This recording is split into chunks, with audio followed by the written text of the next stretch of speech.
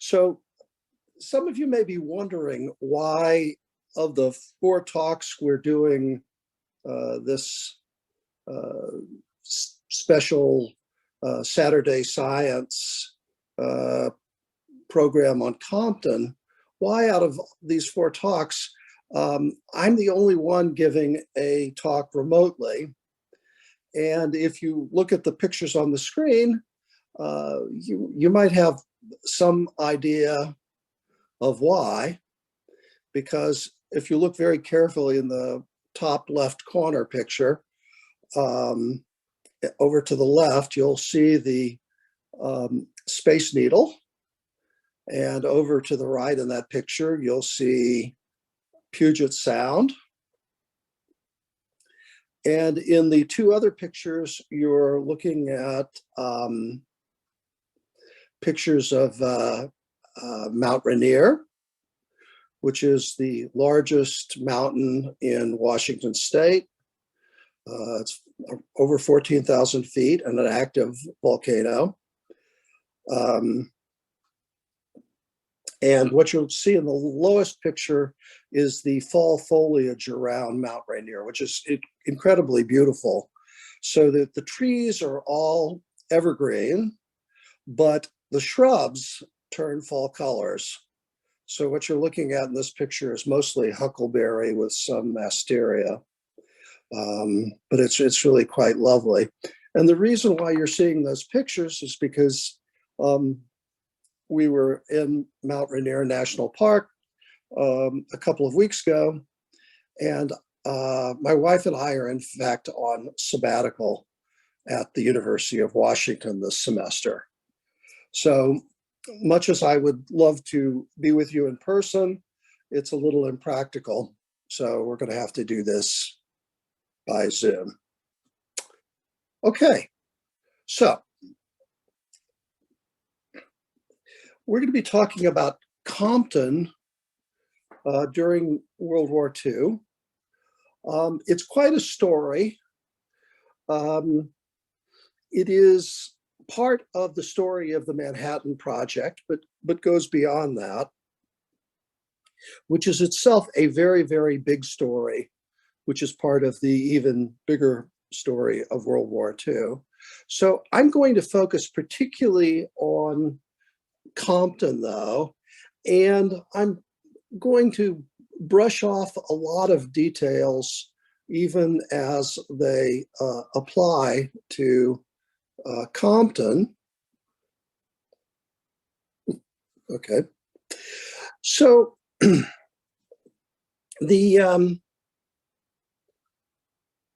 okay, I can see that that's going to be a distraction, so I can't get rid of you, Mike.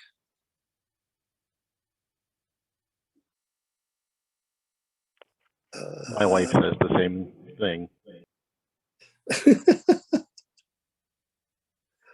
Okay, well, you're just going to be there. I'll live with it. So let me start off by saying that when people learn about the Manhattan Project for the first time, the typical short narrative is that in 1939, Leo Szilard approached Albert Einstein as the most prestigious physicist, the scientist known around the world for his brilliance, because Szilard wanted to send a letter to President Roosevelt warning about the possibility of atomic bombs. And in the short narrative, this letter caused Roosevelt to start the Manhattan Project. And then Robert Oppenheimer and General Leslie Groves led the Manhattan Project, which developed the atomic bombs which were dropped on Hiroshima and Nagasaki in 1945, and that ended World War II. And that is a pretty good short summary, but it's really a very, very short and even misleading summary. So in order to set the stage here, let me talk about what Compton was doing in the 1920s and 1930s, and we'll start there and we'll go more or less chronologically up until about 1946. But occasionally we'll take sort of science breaks in the middle of the chronology, and we'll backtrack just a little bit because in 1942 in particular, a lot happened, and it's hard to keep track of all the threads if you intermingle them. So in 1919, Compton, who was then a young man, having just graduated from Princeton with his PhD, Compton is awarded one of the first 2 National Research Council fellowships. So this is a big deal. This is a new program. And of course, I'm sure they wanted to get the best possible students. I think in Compton they did. And he used that fellowship to study at the University of Cambridge, which then, as now, is one of the best universities in the world. And while he was there, he met many very famous scientists, Ernest Rutherford, Charles Galton Darwin, Arthur Eddington, the famous relativist Rutherford, the man who discovered the nucleus of the atom, ended up naming his second son after J.J. Thomson, the discovery of the electron. And the reason why this is important is that, like Oppenheimer, Compton was an American-born scientist, but someone who had studied abroad and achieved considerable fame and was well known to the scientists in Europe. Of course, we know why he was famous, as you know from Eric Henrikson's talk last week, because he discovered what came to be known as the Compton effect in Eads Hall here at Washington University in 1922. And then right after that, he moved to the University of Chicago. But then in 1929, he won the Nobel Prize. So he was a very well-known person in the scientific community. Over here, you see a picture of Compton with Werner Heisenberg in 1929 in Chicago. Heisenberg, of course, one of the founders of modern quantum physics, and also the leader of Germany's atomic program during World War II. In 1936, he was on the cover of Time magazine. Compton was. Here he is. He had gotten involved in cosmic ray research, and here he is showing his latest cosmic ray detector. So Compton was a very well-known scientist, both in the United States and in the world, up in the time leading up to World War II. So the 1930s, there was a lot going on. In 1933, Hitler becomes chancellor. And, at that point, I won't go through the events that led up to World War II, but things went downhill over the 1930s pretty quickly. But stuff was still happening in the physics community. The Joliot-Curies and Fermi, Enrico Fermi, found that they could induce artificial radioactivity in nuclei that were not radioactive using alpha particles and neutrons. And in 1938, Hahn and Strassmann showed that Fermi's experiments could produce new elements that were not there before. In other words, by bombarding nuclei with other particles, they could change what elements were present in the sample. And in 1939, Meitner and Frisch showed that fission has occurred during some of these kinds of experiments. And the first fission experiment in the US is done at Columbia. And so nuclear fission is where you hit the nucleus of the atom with another particle and it splits into two or more fragments. And it was in this context that the Einstein-Szilard letter was sent to President Roosevelt in August of 1939. Okay, so this is a famous letter, and I've reproduced it over in the lower right-hand corner here. And you know, I want to emphasize some of the key passages here. This is a very, very well constructed letter. Okay, if you were a member of the intelligence community, it would be immediately clear to you what the issues are and what the facts are. Einstein says that he's received private information, it's not been published yet, that leads him to expect that the element uranium may be turned into a new and important source of energy in the immediate future. Okay, this situation seems to call for watchfulness and perhaps quick action on the part of the administration. I believe, therefore, it is my duty to bring your attention to the following facts and recommendations. And then he goes through his understanding of what's going on, which of course is really Szilard's understanding, which is you know, fundamental. He understands it all very well. This phenomenon would lead to the construction of bombs, and it is conceivable, but much less certain, that extremely powerful bombs of a new type may thus be constructed. I understand that Germany has actually stopped the sale of uranium from the Czechoslovakian mines, which she has taken over. In other words, the Germans have scientists too, and they're good scientists. They're probably the best overall group of scientists, physicists for sure, in the world at the time. And they're interested in this too. So pay attention. So what happens? Well, you might think that you send it to President Roosevelt, care of the White House, but no, that turns out not to work very well. So Szilard found a friend of a close advisor of Roosevelt, the economist Alexander Sachs, and gets him to deliver the letter personally.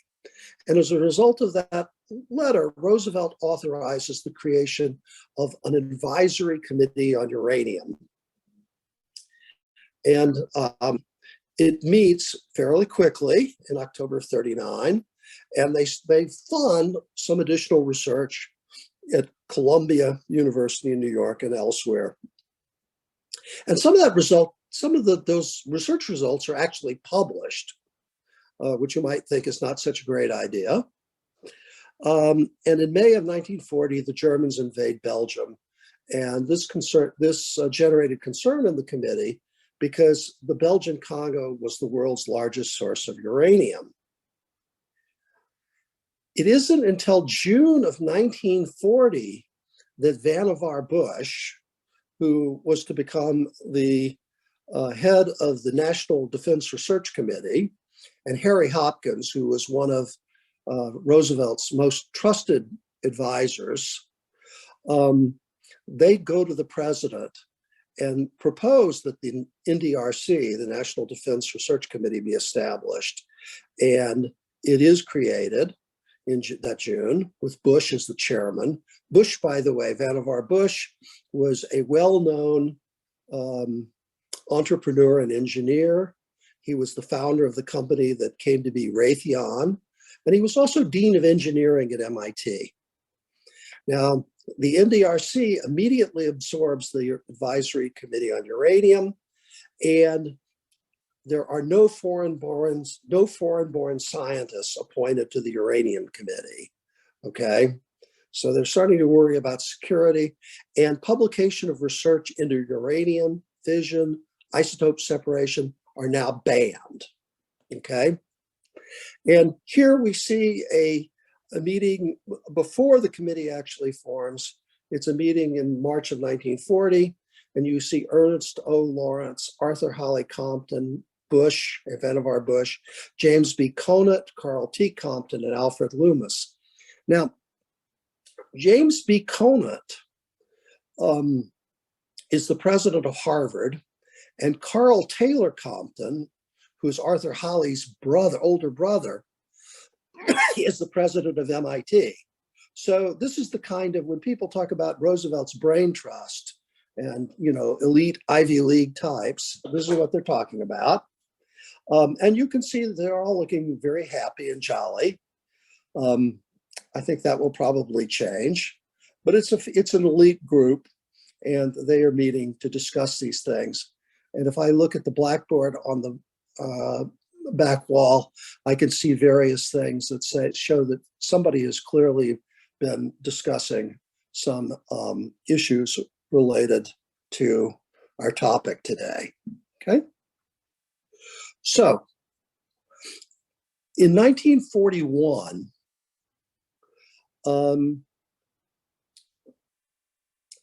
there's a conclusive discovery of plutonium. There were indications that it existed before, but the amount of plutonium produced was very small. It was done in cyclotrons.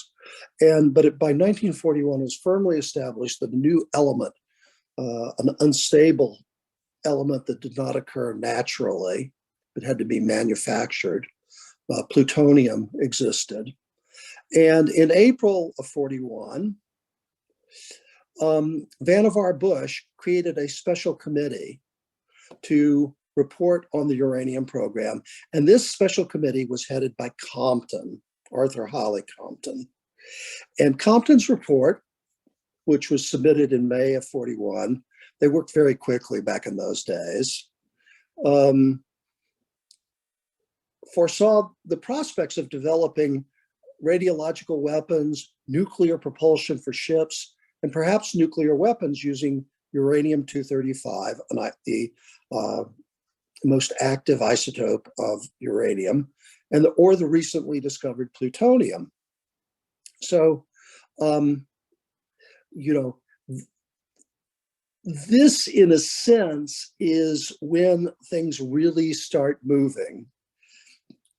Up until this point, research was being funded. There was lots of discussion, but Bush is reporting directly to President Roosevelt on a regular basis. He commissions Compton to do this report. Compton says, yes, this is what you can expect. And in October of 41, Compton writes a second report about just the atomic bomb. And for this report, oh, that's amusing. I see that Enrico Fermi's name was autocorrected to Enrico Fermion, which of course is named after Fermi. So he consulted all of his colleagues that had expertise. And for example, he spoke to Fermi about the critical mass of uranium-235, the amount of uranium you'd need to make a bomb. And they estimated it to be between 20 kilograms and 2 tons. This turns out to be correct, except that the correct answer is at the lower range. It's actually around 20 kilograms. It's uranium-235, about the size of a softball. Okay.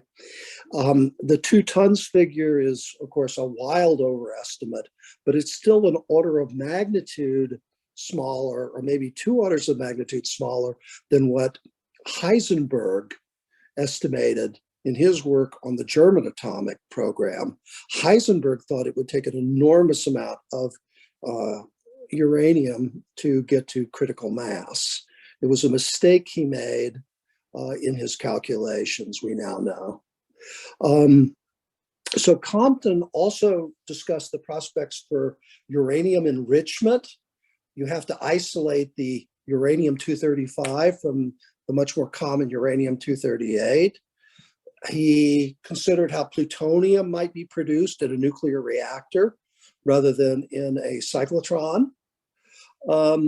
And he also worked with Robert Server on how you could get the plutonium out of the reactor because it is commingled. It's made from uranium-238, and you have to chemically extract the plutonium from the uranium. And his report, which he submitted in November of 41, stated that a bomb is feasible. So the next month, after Compton submits this report that says an atomic bomb is possible and maybe a really big deal, the next month, the Japanese attack Pearl Harbor. And 2 weeks after Pearl Harbor, Compton is placed in charge of the plutonium project. Okay. And that leads to the very busy 1942. So in January of 1942, Compton decides to consolidate the work on uranium and plutonium at the University of Chicago, where he's based. There were a couple of reasons for this. One is that he was already there. He had good relationships with the university administration, who made available facilities to house the research.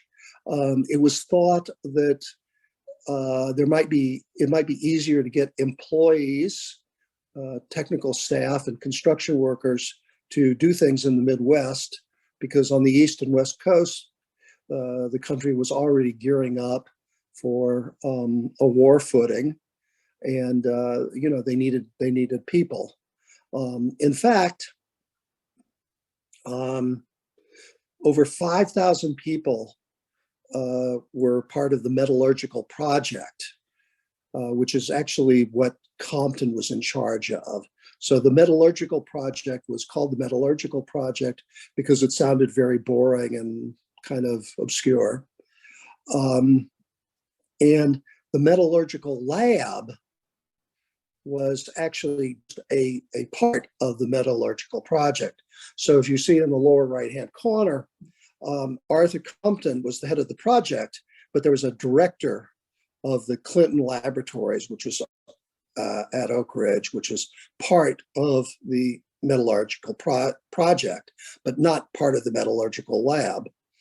Now, this is really very interesting and important here, because in 1942, Compton proposes a schedule early on. He says, what we want to do is we want to produce a nuclear chain reaction by July 1942. I think we can do that. And an atomic bomb by January 1945. These two estimates proved to be absolutely correct, but off by 6 months, okay? It was actually 6 months later that the first chain reaction was produced in Chicago. And it was about 6 months later that the first atomic bombs were produced as well. And it's also in this period of 1942 that Compton makes two crucial appointments. Enrico Fermi would be the person in Chicago who's in charge of designing the nuclear reactors. And Robert Oppenheimer would be in charge of designing the nuclear bomb, okay? So when Gross appointed Oppenheimer as the scientific leader of Los Alamos, what he was actually doing was ratifying a decision that Compton had already made and just continuing what was actually happening. Most of the research at the University of Chicago was done in barracks-like building. This is in the lower left-hand corner. You can see some of the labs that were used for this. The reason why the metallurgical labs was doing all this research was not just to produce a nuclear reactor, but also to characterize the physical and chemical properties of uranium and plutonium, as well as some of the investigate some of the other elements that they would be using. For example, they used the element vanadium to cover uranium slugs in Fermi's reactor. And so it was also in this year, and now I'm backtracking a little bit, that the Army Corps of Engineers assumed control of the nuclear weapons program. So this was a big change. There were several iterations of leadership. Vannevar Bush was always the man to talk to Roosevelt about science and was in charge of everything. Conant was involved, and Compton worked for Bush and Conant at various times. But in 42, the direct control of the metallurgical project was transferred to the Army Corps of Engineers, and that becomes part of the Manhattan Project. And it was called the Manhattan Project because it was part of the Manhattan Engineering District. The Army Corps of Engineers had various districts that were geographically named, and they called it the Manhattan District because the district offices were in Manhattan. And also it misled everyone about if anybody heard what it was. And there was also an executive committee called S1, and it turned out not to meet very often. There were a lot of committees appointed and a lot of structures that formed in the period from 40 to 42. And then they kind of never were officially disbanded, but still existed on the books and occasionally met. But as of 43, Compton is reporting to Leslie Groves, who is the director of the Manhattan Project, rather than the S1 committee. Okay, so the S1 committee was initially consisted of Bush, Conant, Compton, Lawrence, and Urey. And here you see them with some other members in September of 42. But the actual reporting structure changes in 43, so that basically everything's consolidated under Leslie Groves, who was a colonel and was made a brigadier general to give him a little more heft in carrying out his duties, both with the scientists that he had to supervise and also with other people, like the governor of Tennessee, as it turns out. So I'm gonna stop here, and with the chronology, and I want to talk a little bit about nuclear fission and chain reactions. Now, I know that a lot of you are familiar with this material, and I've alluded to it already, but just to make sure, or to remind anybody who has forgotten a little bit about how it works or hasn't actually seen it, I just want to say a little bit about nuclear fission and chain reactions. So in nuclear fission, an external particle hits a nucleus. Over here, it is the uranium-235 in the top left-hand side, and we're considering a neutron hitting it. That's the usual case in chain reactions. So this elementary nucleon, as far as we knew then, component of the nucleus, is emitted by something and hits another nucleus, in this case uranium-235, and it briefly becomes uranium-236 because the atomic mass number just counts the number of protons and neutrons, and uranium-235 has 235 neutrons and protons. If you add a neutron, it's uranium-236, which is unstable.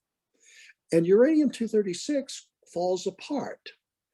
And it usually falls apart into two big pieces, which in this case is krypton and barium. But it can be almost anything. It falls apart with some distribution, but randomly. You can't determine what's going to be produced, and gives off a lot of energy. But crucially, not only does it give off a lot of energy, it produces usually 1 to 3 extra neutrons. And that is the key to chain reactions. So if you just had one atomic reaction that produced a lot of energy, it would be one thing. But you see, if you take one neutron and can turn it into 2 or 3 neutrons, then you can go on to make more and more and more neutrons and produce more and more energy. Now, the average number of neutrons produced in this kind of fission event in uranium-235 is 2.1. So it's slightly more than 2. And you do lose some along the way. They escape the container, whatever, where the reaction is occurring. It hits some other element like uranium-238, and it does not continue the reaction. But if you have a high enough concentration in your apparatus of uranium-235, you can get exponential growth in the number of neutrons produced.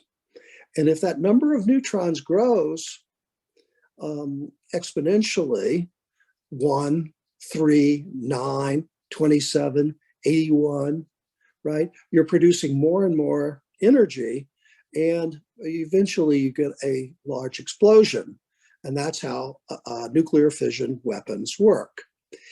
If you control the number of neutrons that are produced so that on the average, one neutron produces one daughter neutron, then you have a critical mass, and that's what a nuclear reactor is. You have one neutron producing one net neutron when it produces fission, and that is not a stable situation, but if you can maintain it, then you can produce a steady level of energy, and that's how nuclear reactors produce steady amounts of energy, is by sitting there at what we call critical mass or critical condition. And, that's how it all works. Okay. So also in 1942, remember that Compton has decided that he's going to put Fermi in charge of designing the first nuclear reactor. And he wanted to be someplace away from major cities for safety and for security. And he found a remote site in the Chicago area, but there were labor problems. There was always a shortage of manpower to build things. And the components for Fermi's design were ready before the site was. So Fermi asked Compton to approve a proposal to build the pile under the stands at Stagg Field. And this is the famous building the first nuclear pile at the University of Chicago in the squash courts underneath the stadium. And on the top left, you see Stagg Field, which is now gone. And on the lower right, you see a drawing of this pile, Chicago Pile 1, CP1, under the stands at Stagg Field. And lots of people who have studied the Manhattan Project have seen this drawing before, but probably have never seen any pictures of the actual pile. And as far as I know, there are no good pictures of CP1 that show the entire pile. There are some that show some of the details of construction. But I'll explain why pictures don't exist of this in a little bit, okay? So in November of 42, they started construction of CP1, and it was done in 2 12-hour shifts per day, every day. Okay, there was a war, and they knew this was very important. Fermi designed the pile so that it was done in layers, and in fact, that's why he called it a pile. And he predicted that they would need to add on somewhere between 56 to 65 layers before they were able to get close to a critical mass. And they stopped at the 57th layer. Fermi said, okay, look, they were doing measurements. Every time they added a new layer, they would stop and do a measurement. And he said, okay, that looks good. We'll stop here. And in December of 42, Fermi achieved the first controlled self-sustaining nuclear reaction. So in fact, Compton and Fermi were on top of the pile, okay? They were above the pile. Fermi was monitoring the instruments and they produced about half a watt of energy. They were able to run the pile at higher energies. They got up to 200 watts, which is enough to power a good light bulb. But the pile was completely unshielded, and it was a radiation hazard to anyone in the vicinity.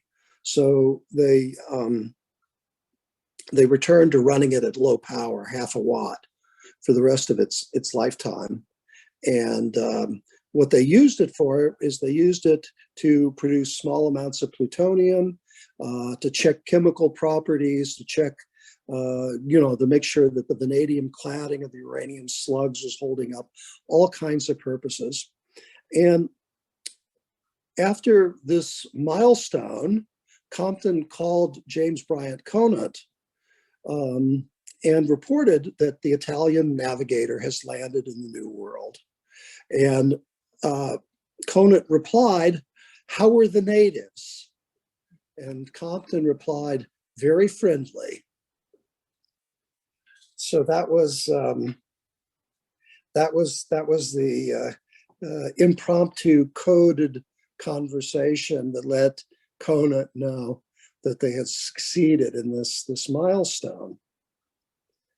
Okay, so I want to come back to some of the key physics issues that Compton's 1941 report identified and how they were solved, because understanding that is also the key to understanding the structure and nature of the Manhattan Project as a whole, okay? So Compton's October 41 report identified some of the key issues. One of them was the nuclear and the chemical properties of uranium and plutonium, okay? So there were all kinds of problems with corrosion. Uranium, for example, if it's exposed to air, gets an oxide layer on the outside, which is not good for building reactors or bombs. So they had to figure out how to solve that problem. That's where the vanadium cladding comes in. The use of vanadium, of course, is an unusual material to use, but because of the chemical properties of uranium, that's what they ended up using. So a lot of the initial work of the metallurgical lab was aimed at uncovering these nuclear and chemical properties. And later on, that moved to a new site, which was called Site A, also known as Argonne. And we'll talk about that in just a minute. And also, there were other sites that were built up to handle the problem of uranium enrichment. So uranium in its natural form is about just less than 1% uranium-235, which is the material that you use for nuclear reactors and nuclear weapons. It's actually 0.7% on average, okay? And that's not good enough. You need to get to about 3% for a nuclear reactor, and you need to get in the range of 50% or around there for an atomic weapon.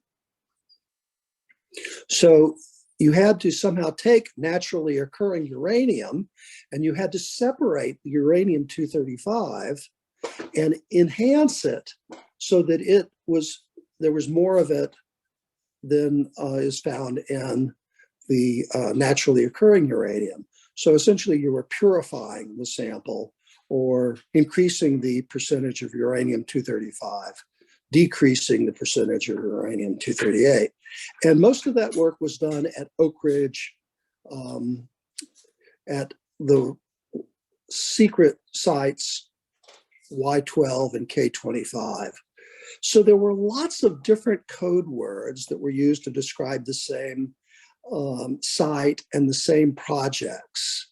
And so it was, if it was supposed to be deliberately baffling. They were trying to mislead anyone who overheard the conversation.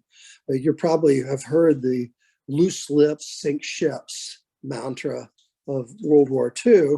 Well, this was the nuclear analog of that.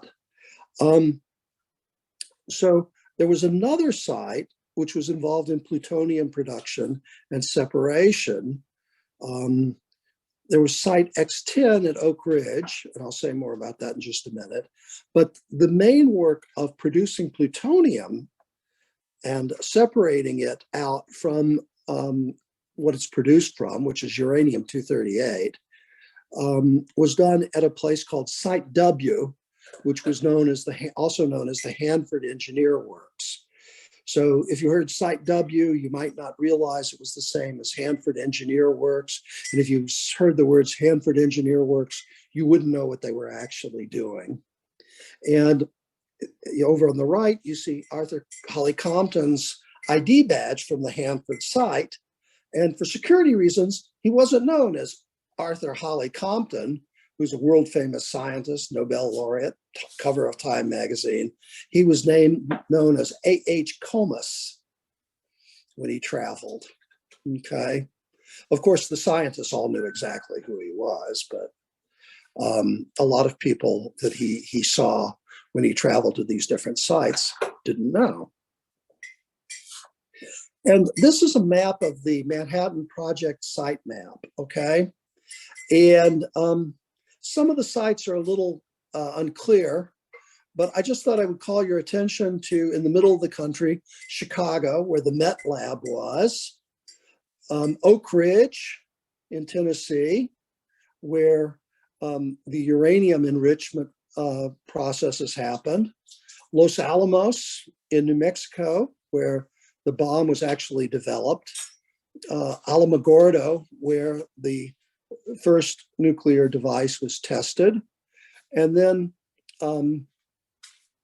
also, of course, there were places like Berkeley where the radiation laboratory was and actually still is. It's now Lawrence Livermore Laboratory. It's a government laboratory, okay? And there were some other places as well, for example, Monticello, where the vanadium, quote, vanadium was processed to the vanadium they needed. Okay. So let me talk a little bit about some of the major sites. So Compton picked a site outside of Chicago in the Argonne Forest. It was a large forest that belonged to the county, and it was named the Argonne Forest after the famous Argonne Forest battles of World War I, and it was referred to as Site A. And they were hoped to get facilities built quickly, but it took longer than they thought.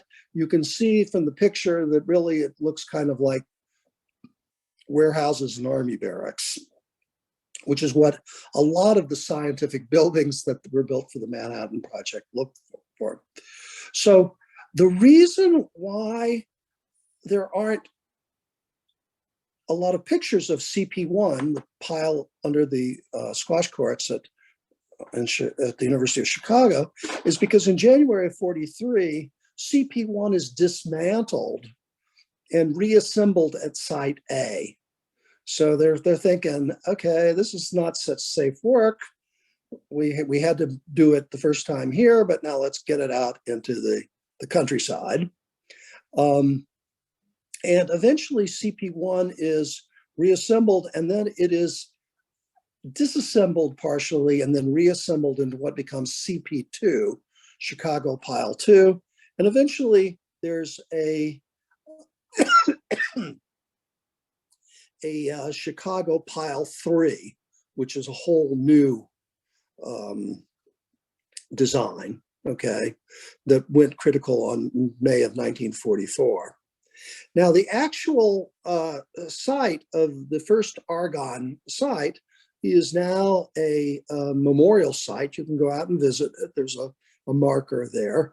It's also a little hot and has been, in the nuclear sense, and has been the subject of cleanup in the, I think about 20 years ago, they started trying seriously to clean it up. Mostly remediated. So after the war, they didn't stay at the original Site A, but they moved it about 6 miles away, still in the same general area. And that became Argonne National Laboratory, which is still in Chicago. I've visited many times. Argonne is now managed by the Department of Energy, but after World War II, it became part of the Atomic Energy Commission. Okay, so in Oak Ridge, they were doing the uranium enrichment work. They also built X-10, which was the world's second nuclear reactor after CP1. And it was designed and built for continuous operation, the idea that you could use it to make plutonium from U-238. But they ended up not using that design. It was an air-cooled reactor, and they eventually built water-cooled reactors at the Hanford site, and that was where the actual production of plutonium was done. The Y-12 part of the Oak Ridge facility was doing electromagnetic isotope separation of uranium-235 from uranium-238. They used something called a calutron, which was basically a sort of a hybrid cyclotron mass spectrometer. And what they used was uranium-235 and uranium-238 have slightly different atomic masses. And most of the enrichment methods use that slight mass difference to physically isolate the uranium-235 from the uranium-238 because they move in slightly different trajectories when you apply a force. And here you see on the right, you see the control panels and the operators, most of whom were women. The men were busy doing other war work or in the military. And they were doing 24-hour shifts.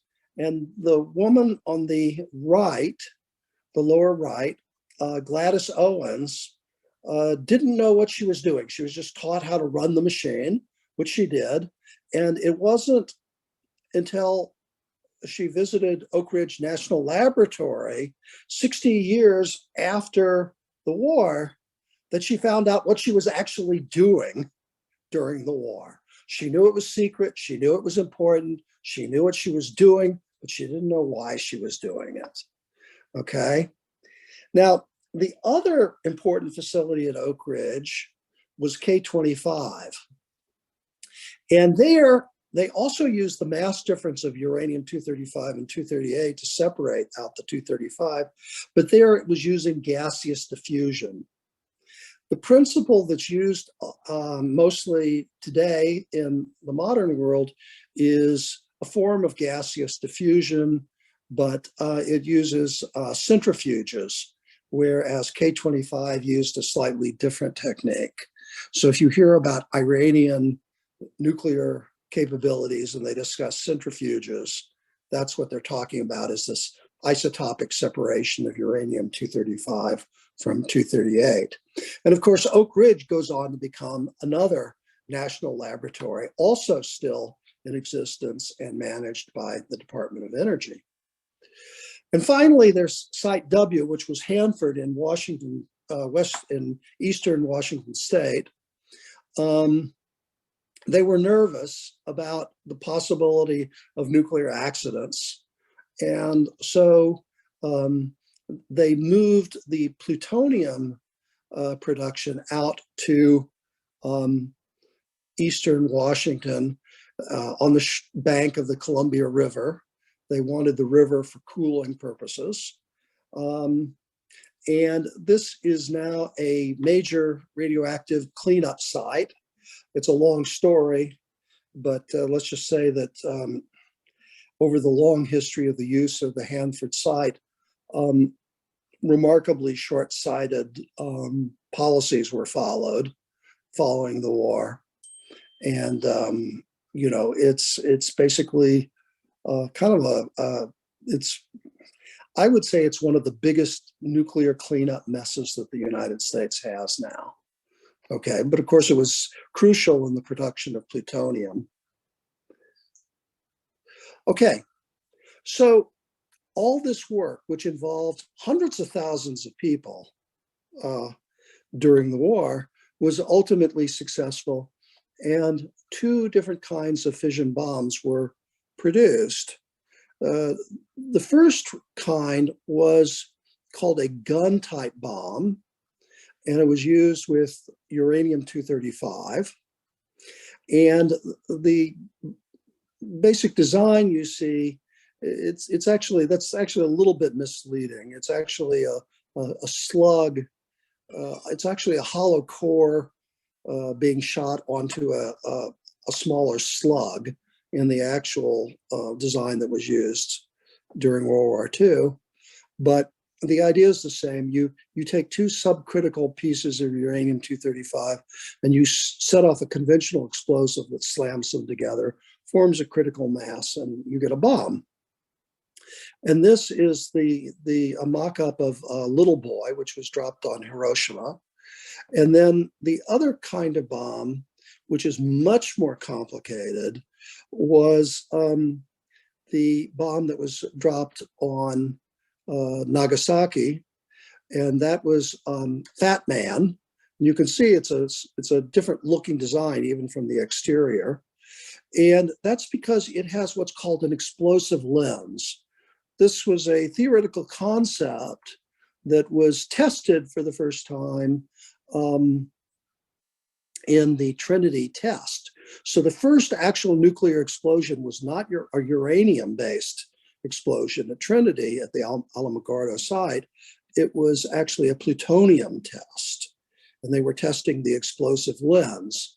The reason why they needed this more complicated method of detonation is because plutonium has two isotopes which are fissile, but only one of them is good for a bomb. But if you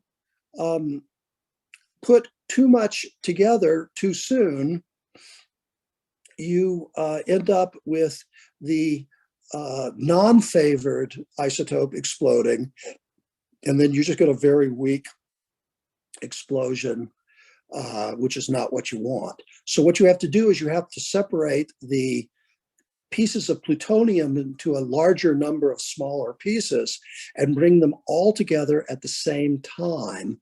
And the way they did that was this explosive lens that focused all the pieces of plutonium together in the middle to explode. It's a very, very sophisticated weapon compared to the uranium device. They were sure when they dropped the bomb on Hiroshima that it would work, okay? They had no doubt about that. The plutonium device, they needed to test. Okay, so, you know, skipping over what Los Alamos did completely, which is in itself, you know, just a fascinating story. I mean, Oppenheimer alone could be the subject of multiple books and PhD theses. But skipping to the bottom line, in 1945, Germany surrenders in early May. FDR has passed away before that. So Truman is president. Truman is informed shortly after he becomes president of the existence of the Manhattan Project. It was so secret that even the vice president wasn't told about it. And in July 16th, the Trinity test occurs in New Mexico. And very soon after that, they had actually shipped the bomb before the Trinity test. They were confident that the little boy would work. So in early August, Hiroshima and Nagasaki are bombed with Fat Man and Little Boy. In mid-August, the Emperor Hirohito announces the surrender of Japan. And that's it. And here you see a heavily filtered image of the Trinity test. Compton was there, Oppenheimer was there, Fermi was there, Gross was there for this incredible momentous event, for good or bad. And that was what brought an end to World War II. Now, I want to finish up very briefly with a reappraisal, really, of Compton. So, as I mentioned at the very beginning, Oppenheimer tends to get the lion's share of credit for the success of the Manhattan Project. But what I've tried to stress was the crucial role that Compton played in, making sure that the right things were worked on, proposing schedules, getting things moving, supervising all these different sites. And what I think is that Compton and Oppenheimer were the indispensable men at the Manhattan Project. I think it was crucial that they were both native-born US citizens for military and government security reasons. But they were European trained, and they were known personally by other scientists in the United States, but also the large numbers of scientists who worked on the Manhattan Project who came to the US from Europe. So they were both known and respected, and were, able to function as trusted leaders. And indeed, they understood the science very well. And Compton did do well. His appointments of Fermi and Oppenheimer early on were important. He identified at a very early stage the nuclear reactor and the nuclear weapon development as the crucial goals. And, his appointments of Fermi and Oppenheimer were supported by the results. His timeline, which he proposed in 42, actually, I guess late 41, turned out to be pretty good. So I would think that he was a very important person in this effort. Furthermore, you have to understand that most of the cost of the Manhattan Project was not at Los Alamos. The production, the extraction of the fissile material and the other components needed to construct the bomb was very labor intensive. It required a lot of new construction. And so most of the cost, 90% of the cost, was spent at sites like Hanford and Oak Ridge and Chicago, not at Los Alamos. And Compton was involved in all of this at the highest level. So a lot of attention is paid to Oppenheimer, and rightly so, for his work in the Manhattan Project. Fascinating character. I'm sure that most of you know his later troubles with security clearances and in the McCarthy era. He was a very different man from Compton. But Compton was unusual because he had three different successful careers. You know, if you looked at someone who had any one of these careers, you would say, wow, that is really impressive. But Compton was a scientist, a physicist, really the first US physicist of the modern era that won a physics Nobel Prize. Okay, that's pretty important. He made a hugely important scientific discovery that we use in our research today and probably forever going forward. But he was also the leader of a huge wartime R&D program. The metallurgical project alone was huge.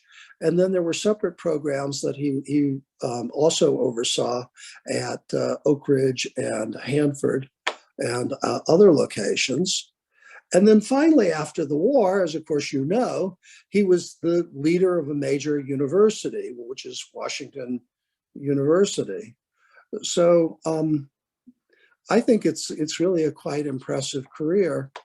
And it's completely appropriate that we celebrate not just the discovery of Compton's scattering in this centennial year, but also Compton's life and work.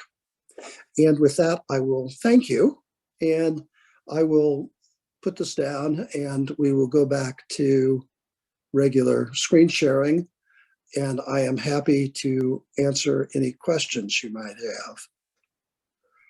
Let's see if I can get. Hello, Mike.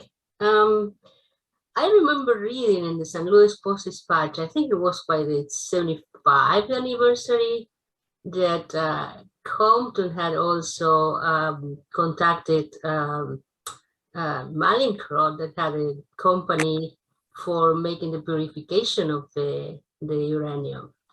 That was not in your picture. I guess it was a private company, and it has relation with all the contamination areas that we have around. Yes, that's correct. I mean, I think that it's an interesting question, the degree to which you know, scientists of the era. I mean, you know about the history of Marie Curie. Fermi died of leukemia, which was almost certainly due to radiation exposure. It's an interesting question how much they were aware and what they thought we should do about nuclear waste. Of course, during the war years, people took risks, you know. The people who worked on radar, for example, took risks. The physicists who transported and were on the Enola Gay and other planes over Japan with the nuclear weapons, you know, people took risks. You know, the people in the military were taking risks, fighting for their country and dying, and you know, so they did things that we would not do today. You know, but yeah, I omitted a lot of stuff.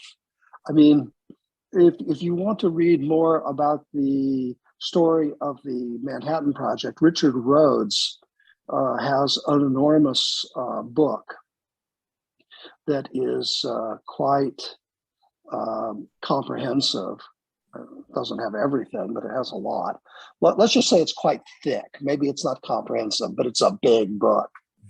Compton actually wrote his own book called Atomic Quest, which is still available, and it's a good account of you know, what he did during the war and before and afterwards as well. So it's pretty interesting. But thanks for asking the question, Ron. Thank you. Anybody else? Yeah, Mike, we got some questions from the audience. Oh, great. One second, I'm going to pass my microphone. Okay. We'll get you. Well, pass it in there. Hi, Michael. Is there any evidence that Heisenberg intentionally fudged its figures to prevent Hitler from getting the bomb? There are ambiguous statements that Heisenberg himself made that may have indicated something. It may be that Heisenberg was a pretty smart guy, okay, but he was one guy. So, you know, Compton and Fermi worked out their estimate of what they thought the critical mass would be. That's the critical calculation that Heisenberg didn't get right. And of course, you know, just about everybody who came through the program at Los Alamos knew enough physics to check the predictions based on what there was a book called the Los Alamos Primer, and you know, new people coming in were handed that and told to study it. And if you have that, you know a lot if you know physics about how the first nuclear weapons work. Hey, Mike, this is Lee Sabatka. Can I make a comment? Yeah, go ahead, Lee. Sure. Okay, so after the war, there was or after the Germans surrendered, there was a mission called the Alsos mission. Yes. And they collected the German scientists and they put them in an estate in England, heavily mic'd. And when both bombs were dropped, they recorded what the whole conversation and what was going on.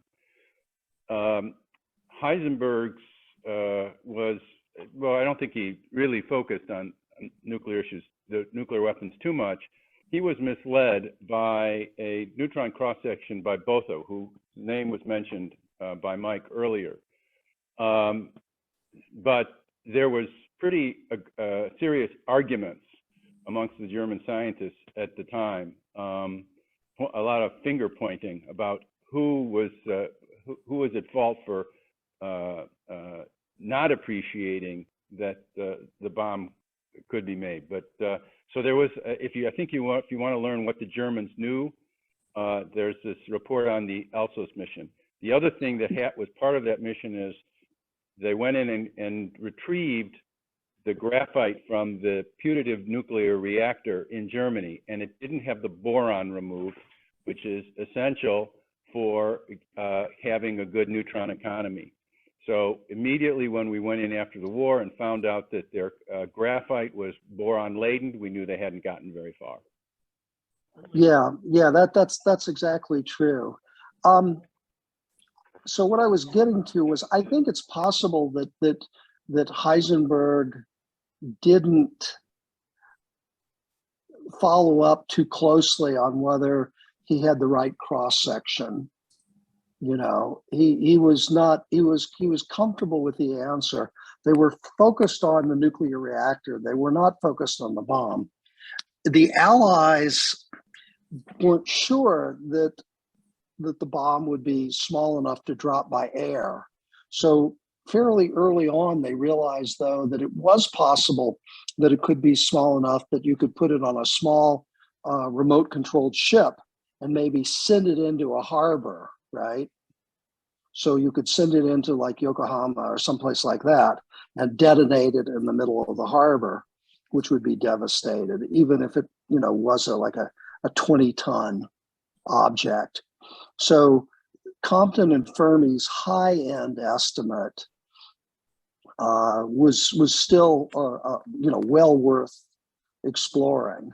Heisenberg's estimate was as Lee says, way off. Yeah, the transcripts. There's also a book which includes the translated transcripts from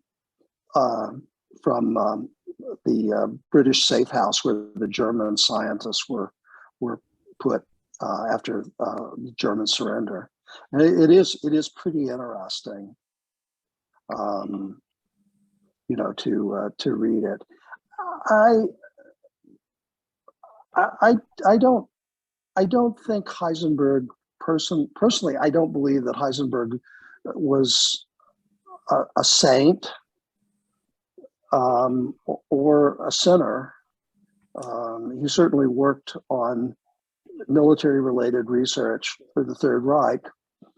The alternatives were probably not really great. As you may know, Schrödinger, his great counterpart in the founding of quantum physics, actually fled Austria and set out the war in Ireland. So, it's pretty complicated story. Hey, Mike. Yeah. Okay, this is for the lifelong learners in the audience, and who they know of Stanley Meisler, who is a facilitator in Lifelong. And this is a fun fact because Stanley taught Compton's grandson at Washington U years ago. Anyway, number two, more importantly, if one goes to the Hiroshima Peace Museum in Japan and they walk in the lobby, they will see a grandfather clock that serves as kind of a monitor for nuclear testing by various countries. And if you open the book, if you just kind of look at that book, back about 10 years ago when I looked at that book, I saw where the most recent nuclear test was done by the United States in 2011. And can you comment on why the United States or any given country still needs to be testing nuclear bombs?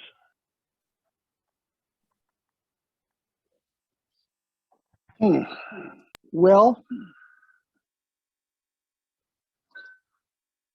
so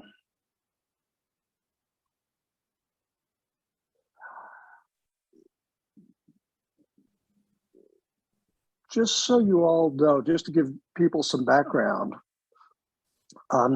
So after the war, the Atomic Energy Commission was placed under civilian control, not military control. And the primary job of the Department of Energy really is the safety, security, maintenance, construction, et cetera, of the United States' nuclear arsenal. Okay. The governor of Texas may, one governor or another, may have some illusion that the Department of Energy is in the business of regulating Texas oil companies, but in fact, their main business is nuclear weapons. And the designs, mostly they come out of Los Alamos, but the actual construction is done at Oak Ridge National Lab, actually a separate facility, which is still called Y-12. So that's where our nuclear arsenal is constructed. There have been a lot of changes in the nation's nuclear arsenal over the years. It has proven possible to make smaller and smaller nuclear weapons. You can actually do it with a slightly subcritical mass. And when you look at some of the cruise missiles that are capable of carrying nuclear weapons, you realize just how small the warheads are. And you also realize that if you look at MIRVed weapons, these are missiles that carry multiple warheads as the site, as the target is approached, the warheads separate into separate warheads which fall in different locations. You realize that what's driving the nuclear weapons test is not necessarily the fundamentals of nuclear physics, but developments in related technology. And we are still, to a certain extent, locked into an arms race. Now, in fact, you can make a case that we won the arms race in the sense that our weapons are technically and technologically superior to almost every other countries.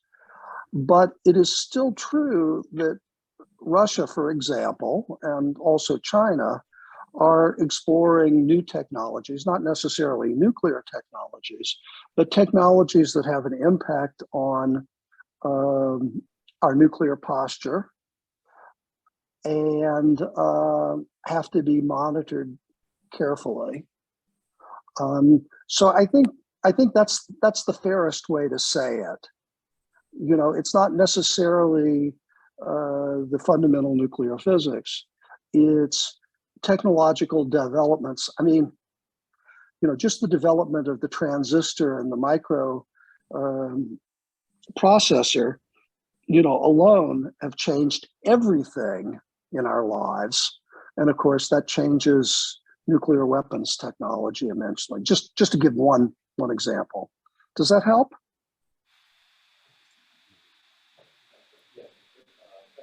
Okay, guess so.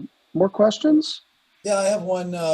With the recent discovery of the radiation at the Jana Elementary School here in St. Louis, we're reminded that St. Louis played somewhat of a role in this project too. Do you know what specific work was done here with the radiation legacy?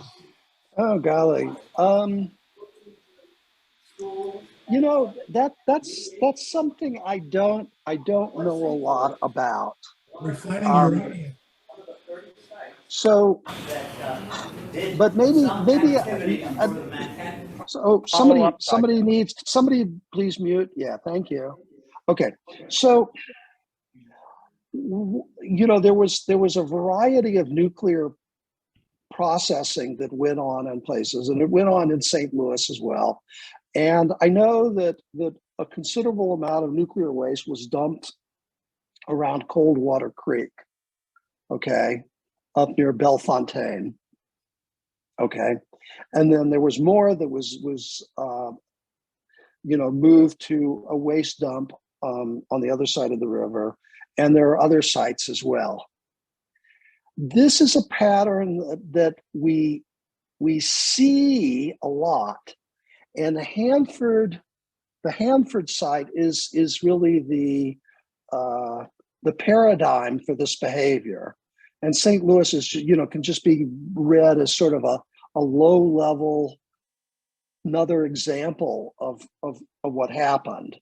So what happened at Hanford is that as things progressed, the institutional memory of the problems of radiation and nuclear waste disposal were somehow lost. Science took a back seat and expediency took over. Probably there was some, frankly, some ignorance on the part of some of the military personnel that were in charge of the program. And waste disposal was done in a shoddy, haphazard, unrecorded manner. Okay, so if you look at the Hanford site, you find out that there are bunkers, and they started out disposing of nuclear waste by saying, okay, we're going to put the nuclear waste in a steel barrel, and then we're going to take the barrels and we're going to bury them, and then we're going to put them in a big hole, and we're going to cover them in concrete. Okay, and then as time went on, they said, well, we're going to put them in a bunker, and we're going to put them in a barrel, but we're going to skip the concrete. Too much trouble. Then they said, let's skip the barrels. We don't have any barrels. Let's put them in a bunker and cover them with concrete. And then sometimes they said, well, okay, we'll just cover them with dirt, you know? And so if you look at the Hanford site, which is a big mess, I mean, the cost is literally hundreds of billions of dollars to do a good job of remediating the site. St. Louis is not that bad. But if you look at the Hanford site, you have, you know, literally dozens of sites, and each one is different from the other. And there are poor or no records of what kind of nuclear waste was stored or how it was stored. Was it produced in reactor B, or which reactor did it come from?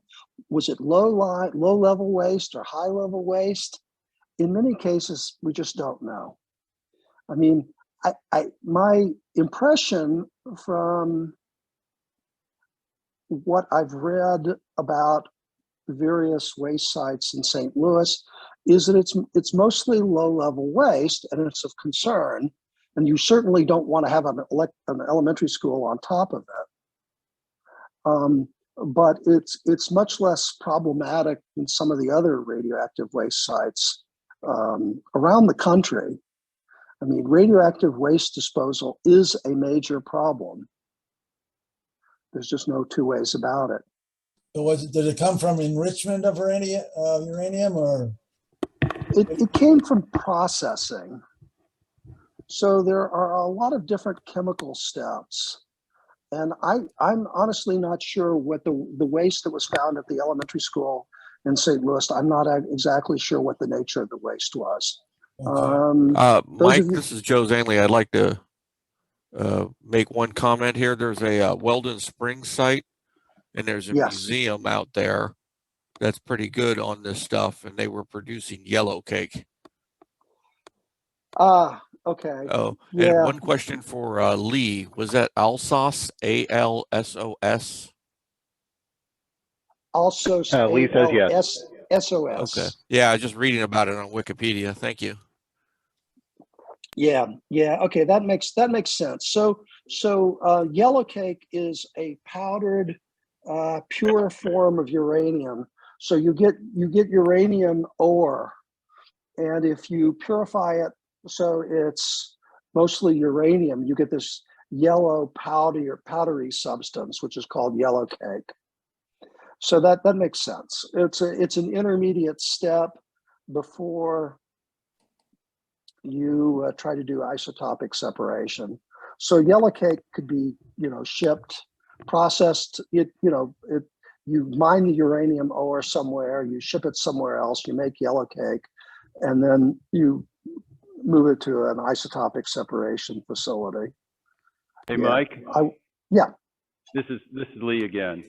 I recognize your voice. Hi, Lee. sorry, Mike.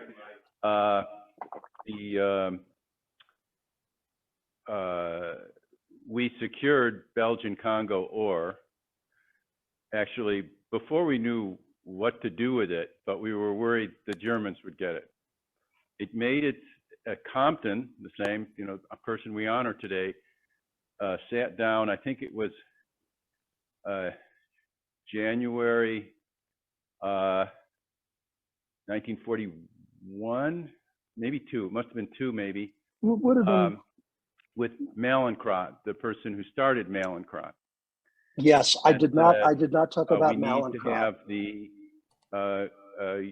uranium extracted from this ore.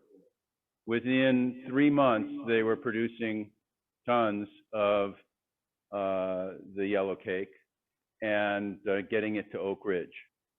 The waste stream from that chemical process, that separation of the natural, separation of uranium from natural ore, is the stuff that we still have some of in St. Louis and are dealing with the consequence. So it's not from a bomb, it's not from a reactor, it's from processing this, dig it out of the earth, natural material that's really highly unusually enriched in uranium.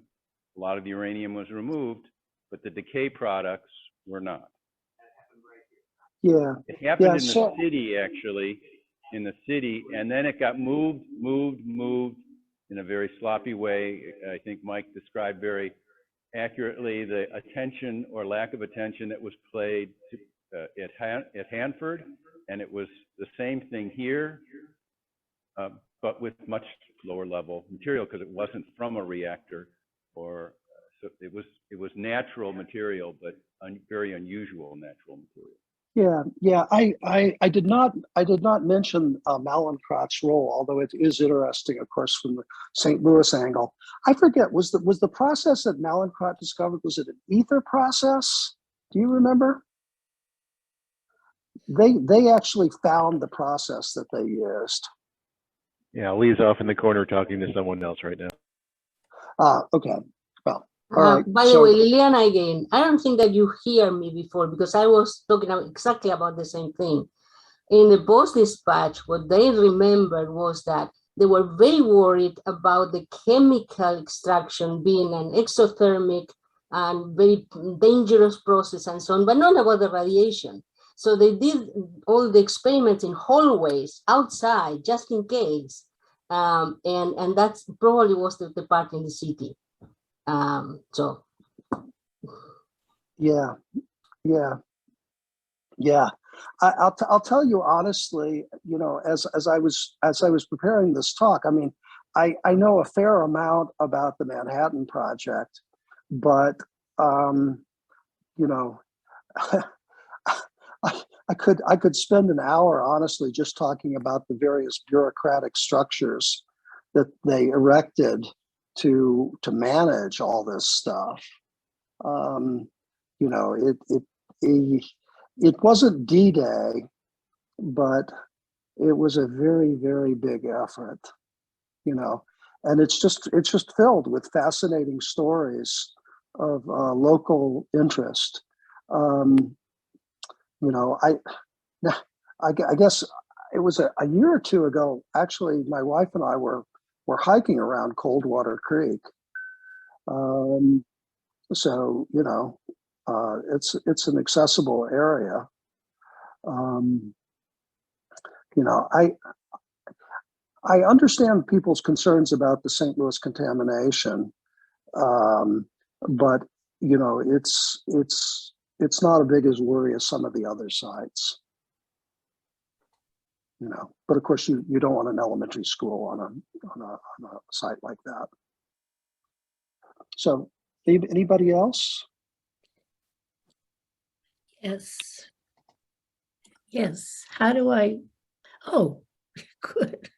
We hear you. Yep. I just have to speak. I didn't know how this worked.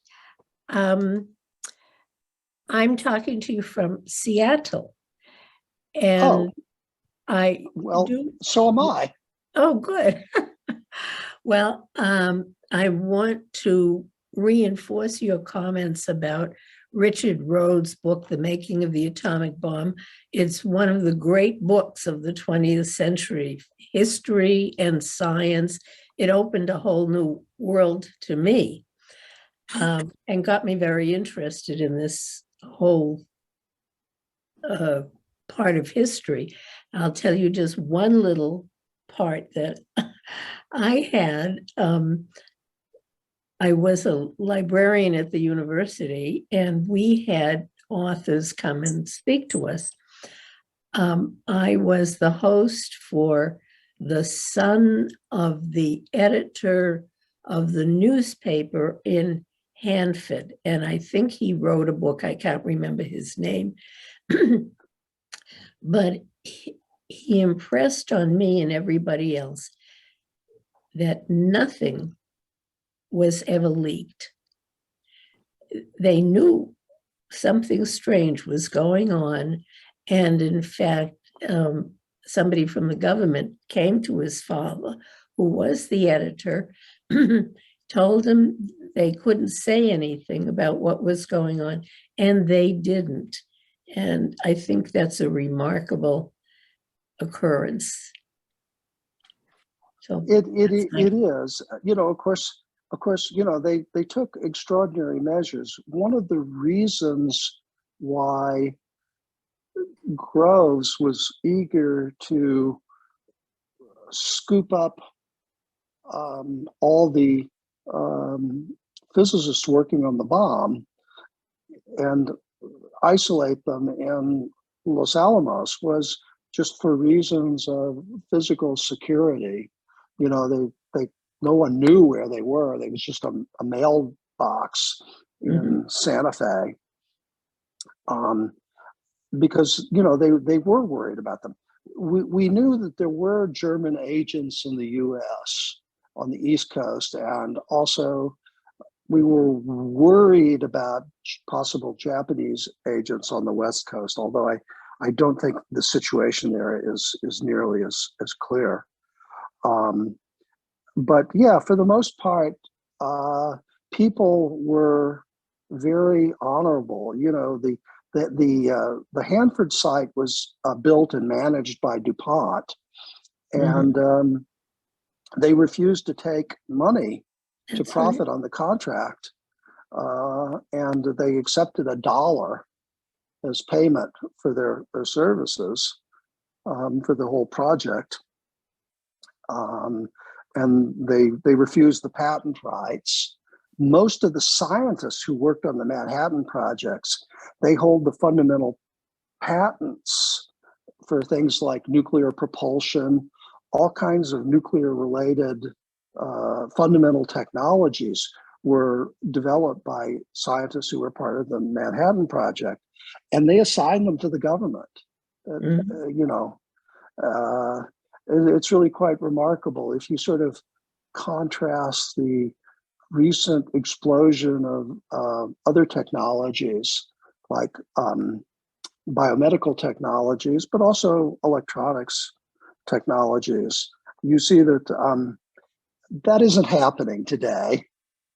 People don't give up their patent rights out of patriotism these days so much. So yeah, I think it's really hard. I saw earlier my 93-year-old mother-in-law on the Zoom, and I think that only someone who lived through that period can really understand the patriotism and the way the country came together during World War II in a way that is really sometimes a little hard to imagine now.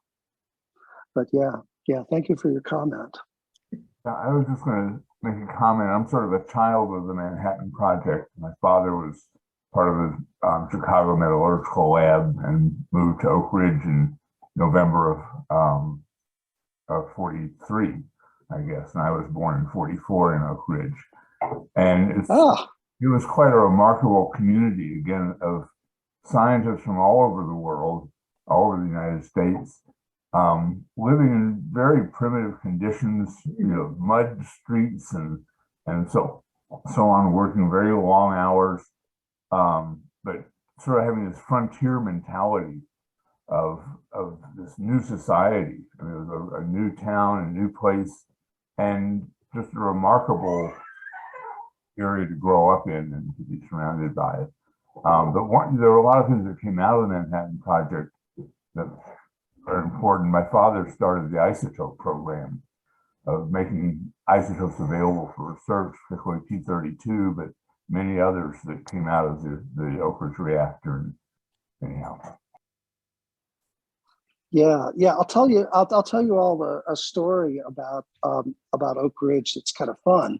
So when they decided that they were going to use the Oak Ridge site for, well, originally, so the X-10 was supposed to be a pilot reactor for plutonium production, okay? And they were planned to be able to do both production of plutonium in the reactor and then a separation of the plutonium from the uranium that contained it right there on site. But X-10, they chose not to use a air powered, air cooled design, but they went with the water cooled designs at Hanford. So X-10 was kind of just an experimental reactor. But the rest of it, most of the Oak Ridge facility was doing the isotope separation by the two different means.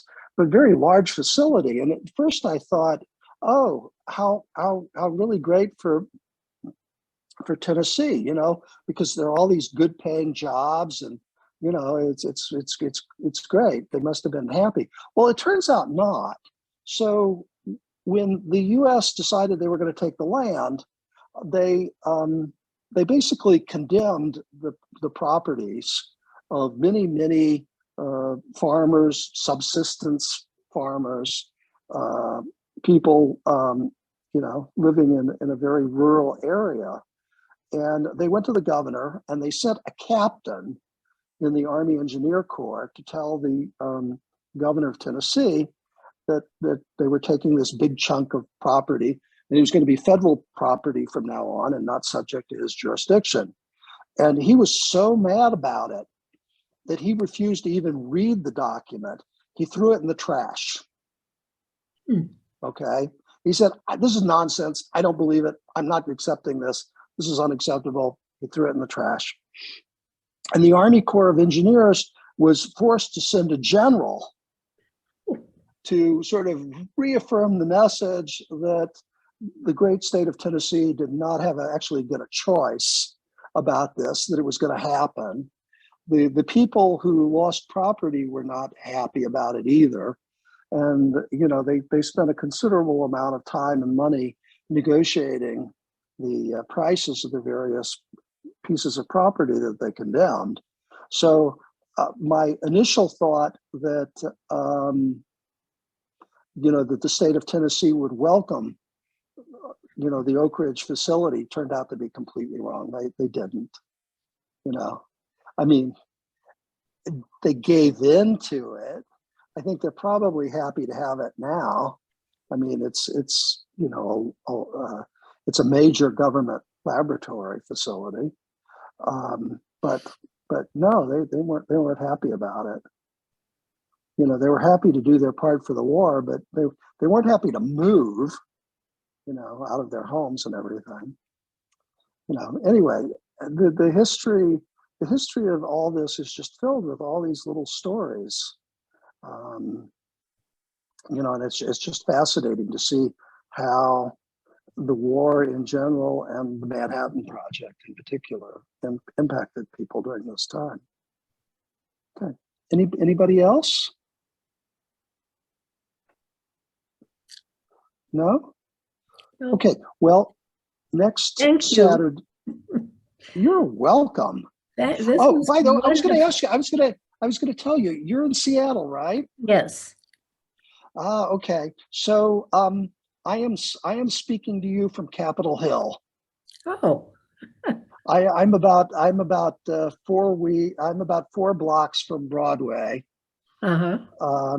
So I am working at the physics building on the main campus. Oh, from UW. I know that. Right. Place. Yep. Yep. Right. Yeah. Yeah. It's an unusual building because it's got physics equations inscribed around the building. And my wife is working at so I went from WashU, WU to UW. And my wife is actually working at the facility that's also a part of the University of Washington Medical School at SLU. But in this case, SLU stands not for St. Louis University, but it stands for South Lake Union. Oh, SLU. Right. Oh, for goodness sake. Yeah. So we're having a great time here, and I'm sorry I couldn't be there in person to give this talk, but it was a little impractical to come back. But yeah, so thank you all for listening. And next week, Lee Sabatka, who's a professor of chemistry and physics here, is going to talk about the post-war years. And he's going to get into the details of how Compton recruited people to come to Washington University and built up the physics and chemistry programs and built up the university as a whole. Mm-hmm. It's a pretty interesting story. And then Mike Novak, who's been with us today, is going to talk in 2 weeks about modern scientific uses of Compton scattering. So I think that'll be pretty interesting. Mike is an astrophysicist and an expert on all kinds of exotic phenomena in the universe. So I think that ought to be pretty good too. So thank you very much. Thank you. Well, you're all very welcome. Thank you all made it worthwhile. Of course, it's 2 hours earlier here, yes. So we had to get up and be ready. I admire you for that. Well, it's not too bad. It's I've got collaborators on the East Coast, and that's a little more tricky. The 3-hour time difference is a little hard, But I will be back. In mid-December, so I will maybe see some of you in person in 2023. Okay, thank you all for coming. I really appreciate you all showing up online or in person, and thanks again. Hey, Mike. Okay. Hey, Mike, I always like to say that UW is the satellite campus of WashU. It is. At one point, I was doing some work on some U.S. Department of Energy supercomputers, and this seems like such outdated technology.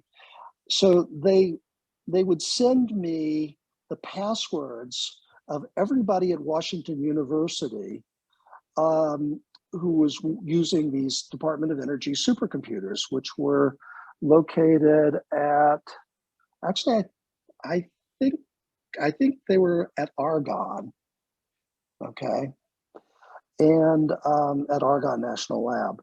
And so I got these slips of paper and I were looking at them and I saw some names that I didn't recognize. And I realized that someone had gotten confused and they had sent me not only the names and passwords of people at Washington University, but they'd also sent me all the names and passwords for the University of Washington. Mm-hmm. Right. So I had to call somebody up and say, okay, we've got your passwords. We're going to send them to you. It's okay, back then, what they thought of as, really high levels of computer security would be, a completely ridiculous level of security for somebody on their smartphone, So it was a different time. Yep. Okay. Thank you all, and I'll be seeing you. Thank you. Thank you all. Take care.